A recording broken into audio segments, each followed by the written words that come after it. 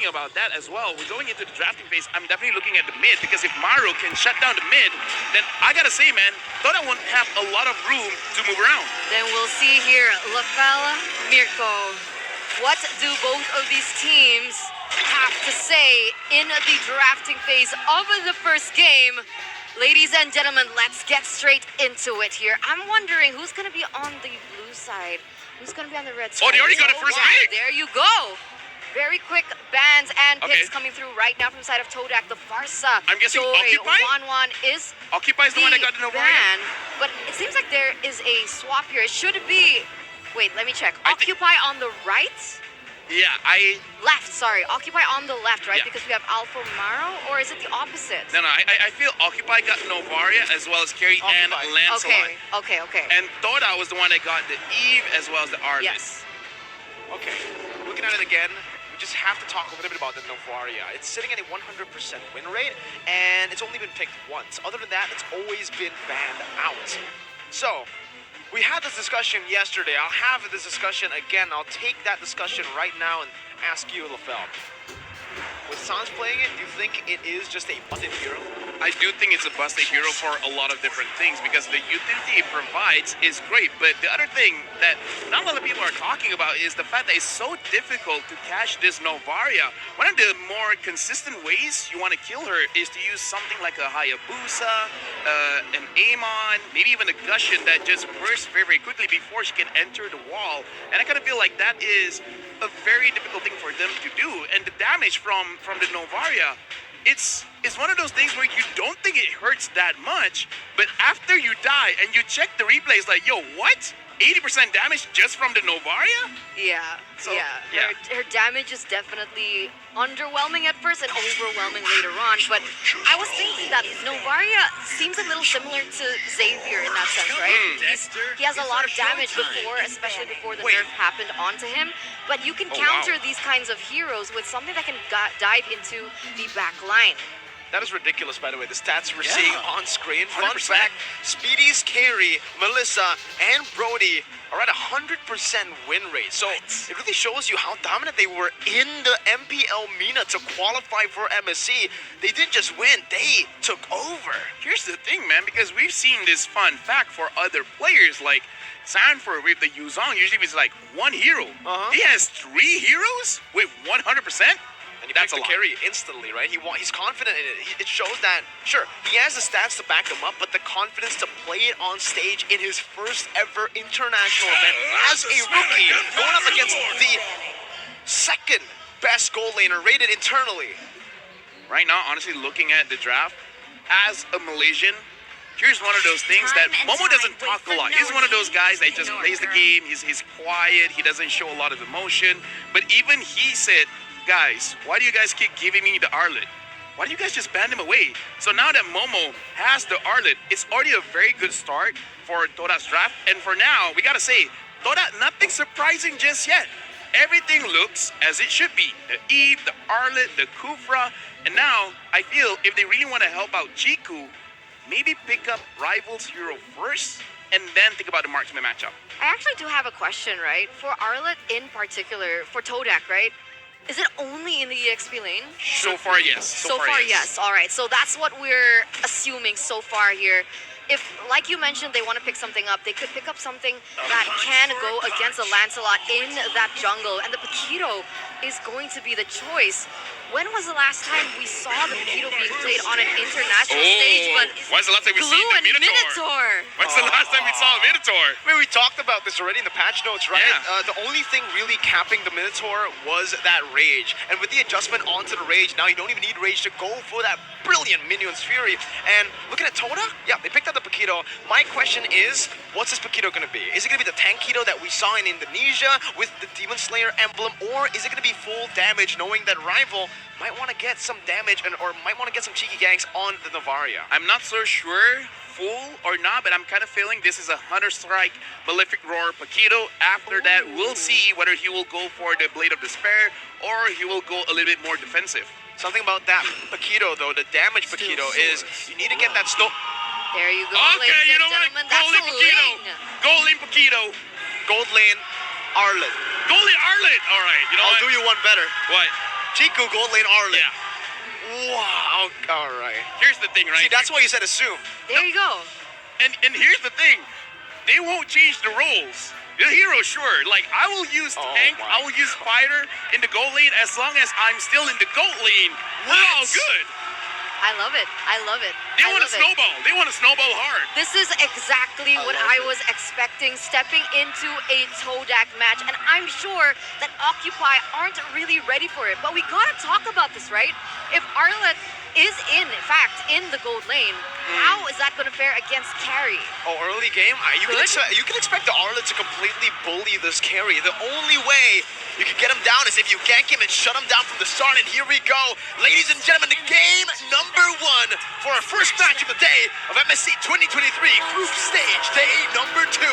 Into the land of Dawn we go. All right, let's confirm it right now. Yes, it is Chiku, guys, on this Arlet. Wow. And Momo. And here's the thing, right? I kind of feel it because everyone is looking, Arlet is like, okay, this is definitely Momo. It's Momo's hero. I think Chiku guys like, you know what? You're taking a little bit too much of the spotlight. All right, give it to me. I'll show them what I can do. They went for the unbending will here, LaFell. So he is going for damage. Maybe like one defense item, something like a Guardian helmet. And then after that, yeah, I kind of feel like early game, he's really going for that damage. And we can see Maru here. He's not going to be too aggressive moving around. He's just like, I just got to make sure that Speedy gets his farm. Yeah, that's all they need to do at this point, right? Because like you mentioned here, Chiku is going to be able to bully him, and Maru knows this. But that actually gives TODAK a little bit of an edge when it comes down to that mid lane rotation. There we go. Right now, a little bit worried Chiku guys might not be able to get the last hit. Okay, he still gets it. Oh, he doesn't get the cannon, though.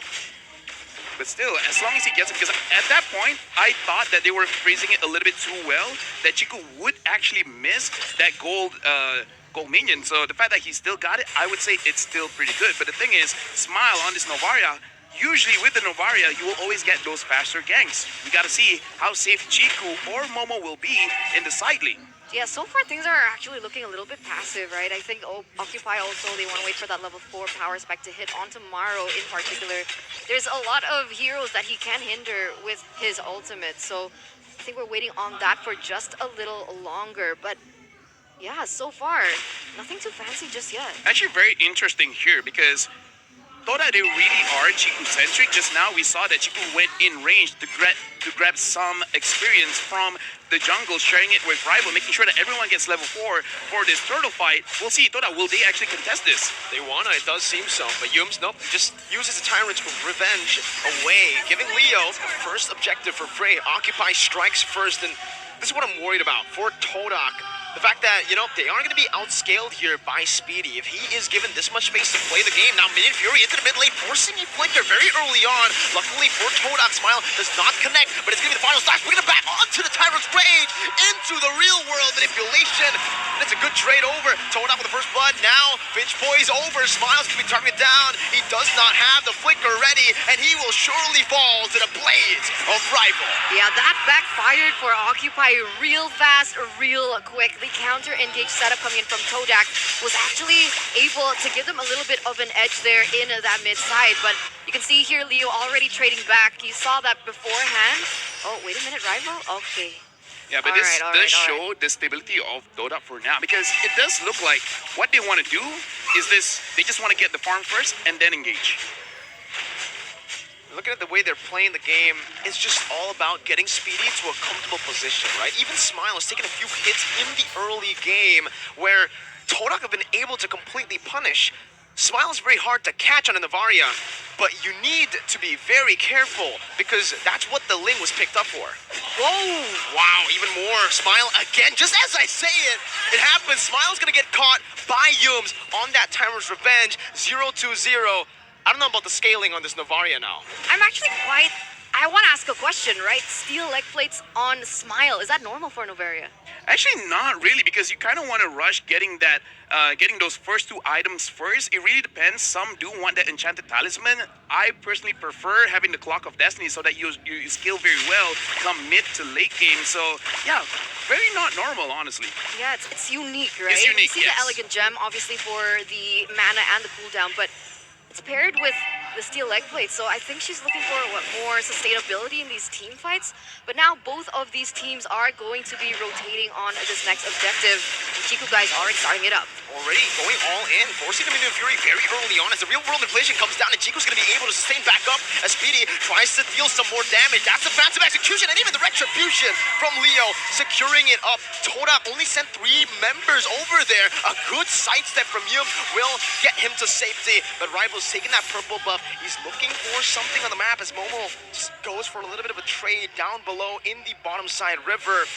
TODAK still unable to find these neutral objectives. For that one, it was very questionable. What was the call? Because we see 3 members of TODAK going for the turtle fight, but obviously Rival really needs that purple, so he's not going to be doing anything until he gets it. So maybe a little bit of miscommunication there, because if you want to play around the turtle and Rival doesn't want to scare the turtle, perhaps it's better for him to actually go on Occupy's jungle. But now, Leo... Oh, he answers aggression with more aggression. He actually just uses the Phantom Execution on to Moon.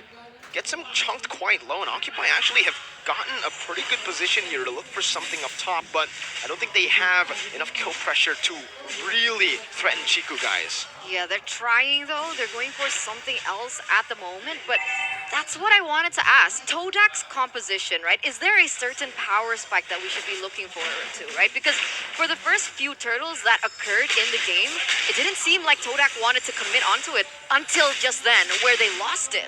I will honestly say, in terms of item, TODAK has 2 power spikes they're looking for. 1 item onto Momo as well as Chiku guys, and then 3 items on Rival. I kind of feel like when they have those items, then they can go really, really aggressive. Now, Yums, does he want to come in? Minion Fury onto Chiku, still able to escape for now. Again, it's going to be Smile missing that, but Yums is going to be able to find Tyrant's Revenge. He will fall to the hands of Speedy as Momo rotates up top. Chiku wants some more, has the final slash, brings them back in. Momo the flicker, that's going to be Maru still surviving, but in the end gets punched to death as it's another hit from Smile. But there is no more follow-up. It's TODAK winning in these trades. In terms of kills, Leo even stepping away from the purple buff from Rival. He did use his retribution, but Rival did too. So Leo just won an outright 50-50 retry battle. Yeah, looking at the situation now, I thought that they're making quite a lot of decisions that is very, very risky, which is kind of the TODAK Lanka flavor. But again, it's like going up against Occupy. I don't know whether they're really just trying to force things out and then see how would they respond. And now Leo gets caught just a little bit by Yums, but not enough damage just coming in from Chiku. Okay, at this point, we have a few seconds left until the retribution gets picked up, but Leo is just constantly on these objectives, right? He's on the next turtle already. Yum's here trying to open up map, open up the vision as well for his team, but at this point, it doesn't seem once again TODAK want to contest. If they did, if they committed, do you think that's a good idea? Honestly, just because this is a Ling going up against a Lancelot, I do feel that the Lancelot will win 70% of the time. So I kind of feel like instead of fighting for the turtle, you just delay it for a little bit and then have Rival farming somewhere else because he needs the 3 items. Maru goes in. Oh, the Minion Fury cancels out the Tyrant's Revenge. That's another knock-up. It's massive, but it's a Tyrant's Revenge and a final slash from Chiku guys. Speedy targeted down, locked up. That's a split, doing some more. Alpha able to mount on Yums, but he will be traded back in again. That's the gold laner taken down. Meanwhile, Meanwhile, Leo couldn't get another objective there in the top side, but these are already certain differences we see between both of these teams. So far, Occupy, they have been able to translate that onto turrets, onto objectives, finding something, you know, just more not abstract like TODAK, whereas TODAK, they're going in for fights, but there's not necessarily something that they get in advantage towards them.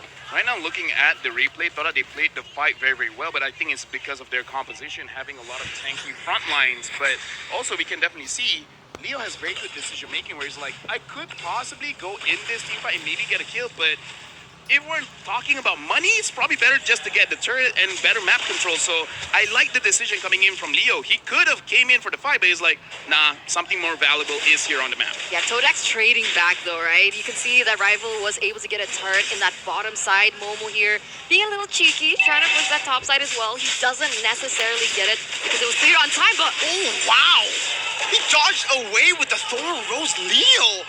Unreal reaction time. Dude, that was actually amazing, and a lot was expended there. Thought they were waiting.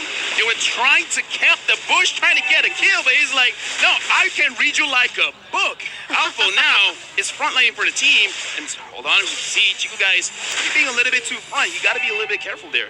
Oh, that bottom lane is pushing though for TODAK. Don't know if they should exactly commit onto this without clearing that first. But we'll see here. The Lord already in the land of Dawn. Both teams are trying to sniff one another out. Trying to look for the proper setup, the proper positioning. But look at Rival here. Yeah, he's trying to do what Leo's been doing to his team all the way in the bottom lane, but the Lord's going to be engaged on, fully committed actually right now. Leo has a retry advantage. He's going to be able to secure it for the team as the Minions Fury locks Yomes down, punishing him for that very, very aggressive engage that he doesn't find anyone on. And Occupy, they're winning out through macro, through objectives. I gotta say, just now, Yumes, he did not hit his skills as well. Momo goes in, he's trying to clear the minion, and now Chiku guys is there as well. Toda, they're thinking about fighting. Two final slash there. Speedy's still going to be able to deal some damage. Rival now with the top of the blaze. Flicker from Speedy. Oh my God. Speedy! What? An absolute monster in this game. Gets out, and the coordination from Occupy. How is this happening? Alpha stopped him for a second. That was so beautiful, Fel. What was that? It must feel bad to be Rival at this point. And now, though, it is going to be a 4-for-4 with a Lord on the way in favor of Occupy. 2,000 gold lead. How are we feeling, right? How are we feeling about this? We gotta address this. The last time Minotaur was picked was in M2 by 10 Second Gaming. M2! That was a long time ago. Yeah, right now the Lord is marching up top, and Toda, even though they have the Eve, right now Maro is looking for Yumes. Oh, the mobility, everything's thrown at Yumes. Some of the plays onto the back. Speedy will finally fall there to Rival as he's going to be able to jump onto Smile. He pops into Astral Recall, still able to escape for now as Alpha actually mounts Moon all the way back, gets baited and brought back to the turret, even the base here at this point with Momo bringing him back with a knockout strike. Alpha should surely fall. Chiku doesn't want to stop. He goes for the final slash. Maro so able to escape. If he gets out of this one, I don't know what to say. The Astral Spear going to be used. Maro, 1 HP.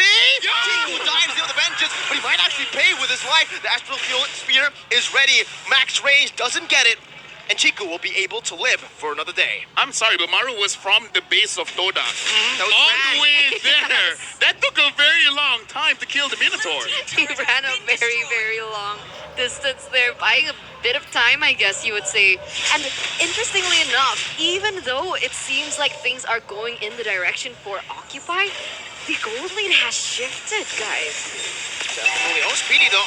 Just as you say the gold lane has shifted, the gold has shifted, the gold lane gets picked up.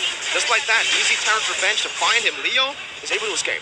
What are you doing, Eterna? The moment you say something nice about something bad happens. I mean, well, you do have the 1,000 gold lead. You know what? This is the epitome of a caster. The moment you say something good, something bad happens. But speaking of which, right now looking at the itemization here, Rival has indeed completed 3 items for himself. The Wind Talker, the Berserk Fury, as well as the Endless Battle. Quite enough of damage, but so far, he's not immune to crowd control, so he just has to be careful about that whenever he wants to go for those crazy kills onto Speedy or Smile. May I say something real quick, right? Sure. As the longer this game progresses, is it not Todak's game to lose because of their decision to not bring a marksman in that gold lane? It's definitely very risky. Definitely very risky. So it will be a skill matchup between Rival as well as Speedy. If Speedy goes down first, game over. If Rival goes down first, then even Toda won't have enough damage. So it really is a skill matchup between the jungler and the gold laner. I mean, you can see Speedy already trying to respect the damage output coming from TODAK, right? Already with a Wind of Nature. Perhaps that will have an impact in this next upcoming fight, as both of these teams are going in. Retry battle, it's going to be one out by Leo. This time, Speedy's able to flicker out of Yo's, but that's a flicker responded over as well. Speedy's still trying to deal with damage, has a Wind of Nature, actually buys a lot of time. He's going to be able to dish out so much damage before he ultimately falls. Smile in the back of his own way as Leo's going to be caught in the real world manipulation. Chiku guys bouncing on by Alpha, but he is able to sustain back up. Smile is low, but Occupy, they fall one by one. We can definitely look at how TODAK is approaching this game. You know what? Objectives is great and all, but we want kills. We are TODAK longer, and they understand Speedy is the main problem. As long as Speedy is taken care of, then everyone can go in. We see Yums goes in first, being that distraction, but really, the game changer was Moon. Creating that space, creating that box, making sure that Speedy has nowhere to go, making it so that Rival can come in. In fact, we're going to look at the replay right here where, sure, the Lord was secured, but look at the way that Moon, if he did not drop that real-world manipulation, I honestly feel like Speedy could have outplayed that. Oh, you're right. He was at the right moment, at the right time. And the trigger discipline that he had on his ultimate as well really just helped those things come along together. And that's how things are looking great for TODAK here in these team fights. And I like how this has become the discussion, right? Yeah. Because I asked in the beginning, I was You're like, so clever. you know, if Arlet versus Speedy in the long run, it's in favor of Speedy, right? It's in favor of the carry. But if carry dies like that, like what we just witnessed earlier, then it's no problem for TODAK. Speedy needs to go and play it the way Benny Cutie does, right? Because for TODAK, it's all in or nothing. They need to go for an all-in team fight there with the final slash. They need to display Speedy. If Occupy engage first, I guess that's an answer as well. They can just bait out some of these abilities. But as long as Speedy plays in the back, waits for those big ultimates to be used, and big abilities just like this, they can actually go and melt them down first. Minions Fury, and look at Speedy, he's still all good. Smile's gonna be targeted down though. Smile on the back is assassinated by Rival. Leo and Maro trying to play it front to back as Yum is going to be able to find a Tarn's Revenge and the Rage to lock him down. That's the RWM dealing some damage as well, but Speedy is way too far away. He needs to clear out this mid lane. Luckily for Occupy, there's no objectives for TODAK to take, but they got to be really careful. Smile has been so vulnerable. Right now, honestly, Alpha is doing a pretty good job as a glue, making sure that he's isolating the targets, namely Moon here, but TODAK kind of like figured out what they're trying to do. So, Rival, you can solo, you can 1v4. Everyone else is gonna try their best to either protect Moon or protect Chiku guys. Right now, looking at the in-game equipment as well, let's look at Speedy, where he's basically full build, is only waiting on that rose gold meteor. But again, the thing about carry is that you're very short range, so you just gotta make sure that when you go in safe. And with Rival playing the way that he's playing, it's kind of hard to play safe right now. Yeah, Rival's scary. Rival's very scary for Speedy and for Smile. And that's what I wanted to talk about in the drafting phase, right? Novaria, sure, she's broken. She has the range, she has the utility, and she just has everything in her kit. But the problem is her mobility is so bad, and she barely has any defense or escape mechanism. So, whoa. Chiku, guys, is he okay? Yeah, he has the vengeance, so it's all good. Final slash all alone though, Chiku. Okay, he has the immortality. Momo's gonna be able to find the three-man knocked up, but the Minions Fury finds them all. Smile's in a good position. Speedy's still able to escape right now, but Temple Blade will knock him up. Speedy not able to outplay that situation, but Smile is able to take it back around. Now it's a 3v2. Yums and Moon. Moon is still free hitting. Smile's not able to find that angle just yet, and Alpha is able to find a split back in time. That's the Astral Recall, giving the Astral Fear to go for Moon. Alpha's still chasing, and that will be it. The lockdown for Moon. But that was not enough. Still, though, the split comes back for a third time in this team fight, and Moon is still alive. Yeah, 4 members, though, taken down from TODAK, and that means that Occupy, they're going to force this. They're going to try and get the Lord. They also take it for sure. And once again, another objective in the hands of Occupy. I gotta say, man, Occupy played that very, very well, because they were like, yo, we think they're gonna engage. So let's just kite back a little bit, try to bait out a lot of skills. Once the final slash is out of the way, they all in onto Chiku guys. I'm pretty sure even he was surprised that he died that fast. And then after that, TODAK's gonna come in, just one by one, making sure they get the kills onto TODAK, and then it's like, okay, you know what? We're all good. No one is around to fight us again. Now we go for the Lord. Seems like they just want to commit down below as well. TODAK can't really defend this at this point. They need to rotate up top as Alpha was able to mount Momo, but there's no more follow-up. Smile, this time in the late game, he's completely scaled up, and this Astral Recall will be on a very short cooldown that he can use to completely bully TODAK. Momo trying to defend all alone, but a beast turret should fall here. Just in a bit. Chiku only finding one with Final Slash. Shiv's charging the back, joining in, but the Minions Fury, with a flicker as well to lock them down. Speedy in the back, targeted down, but he has the win of nature. He is able to escape for a bit, but the Temple of the Blades will knock him up to take him down. Speedy's down. That's the Final Slash on the 2. Leo still able to survive, but Rival picks him up instantly. He goes for a triple kill, but Smile finds the spear from downtown. Alpha mounted on Moon. He's looking for more. The split can't save you now. Alpha will fall, and it should be a maniac, but we don't see it. Rival almost, though, taken out. Dude, this is a fight of ego, man. Both TODAK as well as Occupy, they both want to fight. It's like, we don't care what's going to happen, win or lose. We're just going to go in. We're just going to see who can out-damage who. And TODAK in that skirmish, they won just because Humes, for a few times, but this one in particular is amazing because he engaged directly on to Leo, and then look at Rival. No one is there to stop him, and Moon, with a very good real-world manipulation, actually stopping their movements. That was great. This is one of those situations where TODAK, they were able to actually stagger their crowd control very, very well, giving them a big advantage in that fight. Yeah, and luckily enough for Rival, he's on the emblem of killing spree, right? So he was able to sustain through whatever messy team fight, what we saw earlier, without getting taken down first, and just immediately take back the domination in that situation. So TODAK now has the gold lead, but 20 minutes in, most of these players should already be at full items. Speedy needs to be really careful in his team fights, and I feel like he's just not being careful enough. He needs Boots to tell him, be careful, bro. Yeah. Someone's looking at you. And Get right someone now, from a different team. Exactly. Speedy, he's been caught so many times, and even in the positions where he is in the back, it's always in range of the real world manipulation. It honestly just feels like Speedy isn't aware of the spacing he needs in between these fights, going up against an assassin and a long-range mage. At this point, it's almost not his fault because, again, look at how TODAK is kind of like forcing everyone to come after him because Alpha, your job, go after Moon. And then Maru, your job is to protect Speedy. But the moment the third hit of the Minnow and Free comes in, Rival's gonna jump up as well, iframe all of that crowd control, and then come back in. So I kind of feel like it's up to the rest of the team as well to protect him, but it's easier said than done.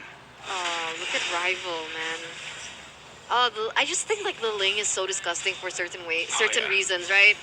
You think you have the map pressure, you think you've set up properly for the objective, and then Rival just comes in with the Ling and takes that pressure away. And so Leo is going to be forced to handle that for the moment, and that's information for TODAK as well. So really brain a game right now. They're looking for an advantage. Alpha, this might be dangerous, man. Is he gonna mount? No, he's not. He's not. He buys so much time, though. He has the vision.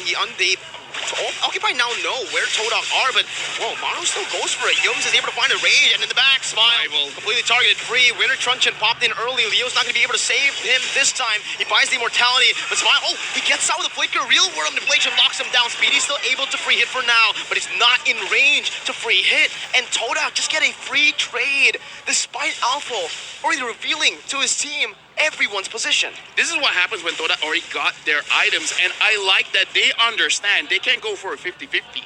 Going up against Leo? No. That's not what you should be doing. You should be going for the fights. You should be going in for the kills. And now Rival looks like he's very comfortable. He's like, yeah, you know what, guys? Just give me time, and I'll deal with the rest. Man, yeah, Rival has just been so annoying to Occupy. Moon as well, honestly. True, yeah. But like the follow-up from Moon is annoying, right? And this is what I wanted to see, the in-game equipment here in the 22nd minute. What stands out?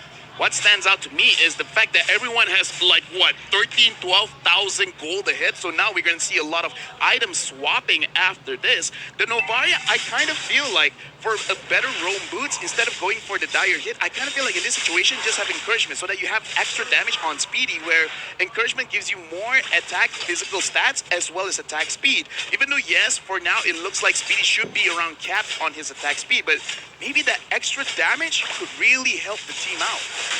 I think even the poke here, they need to utilize it. They haven't been able to utilize it here in Alpha. Oh, good cancel with the split there, baiting out the real world manipulation and the Tyrant's Rage, as that's the Evolved Lord. He's going to be able to charge down in the mid lane. GQ finds the final splash, but Minion Fury knocks 3 of them up. Disengaging properly for Occupy right now. Phantom Execution clearing out this mid wave, but there is still another wave in the bottom lane and that top lane. Alpha engaged on. That's a CC coming in. Final slash looking back. Has the immortality right now. That's also Leo jumping in to try to give his XP laner a bit more space to survive. 3 base turrets down. TODAK are looking for more, but they might have to just back up and play for the next Lord. Yeah, they don't have the resources to do so, but Moon already has her ultimate here. Not really sure if they want to commit with that. Looks like they are going to go back up, but you look at him charging. Honestly, right now is actually a very bad spot for TODAK because Rival, he's always been flanking.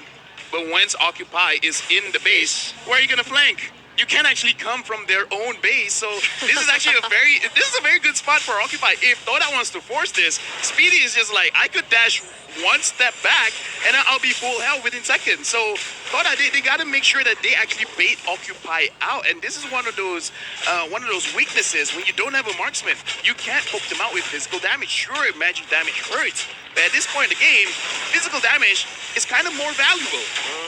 Union Fury already used up earlier though. That's a 2-man knockup. There's no more follow-up. Double man stun from Chico. So looking to find a splash, but he's not going to be able to find a range right now. Speedy's going to be in the back, targeted down. He doesn't have anything else. He uses Wind of Nature. They step too far off of the base, and Smile's not able to find the Astral Spheres on. Leo loses his immortality, buys a bit of truncheon, is able to pop it right before he dies, buying some more time, but in the back, the team is getting melted down by Moon, poked down, and brought back to the team by Chico with the final slash. Alpha has the immortality. The base is wide open. Rival's going to go for the turret lock right now. Smile tries his best to defend with her truncheons, the juggling, but it does not matter. TODAK, with their clashes, with their skirmishes, they take game number 1. TODAK Langar strike first here in this series of a best of 3, and